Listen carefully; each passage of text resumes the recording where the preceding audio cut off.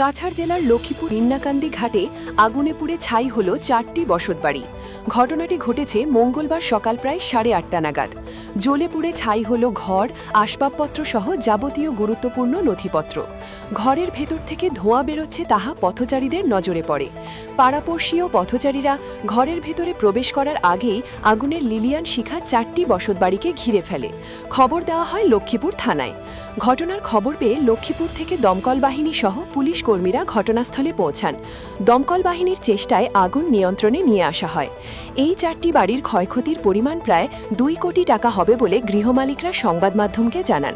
ঘটনার বিবরণে জানা গেছে, ইনভার্টার থেকে বিদ্যুৎ শর্ট সার্কিটের ফলে এই কাণ্ড ঘটে বলে এক পরিবারের সদস্যরা জানান। বর্তমানে 4টি পরিবারের সদস্যরা সবকিছু হারিয়ে দিশাহারা হয়ে পড়েছেন। আগুনে ক্ষয়ক্ষতি হওয়া 4 জন গৃহমালিকরা হলেন প্রেমজিৎ সিংহ, মুকেশ সিংহ, দিলীপ সিংহ ও মান্না দাস।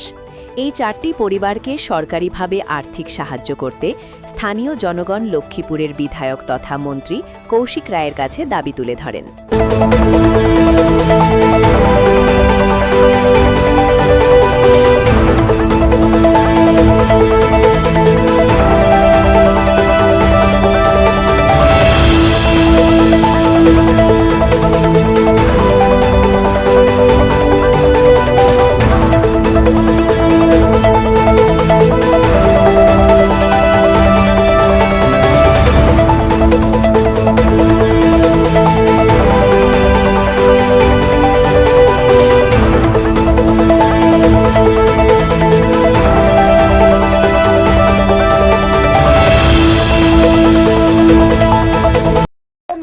আরো বেশি হইতে পারে, আমি একটা বে হিসাবে হইলাম আর কি।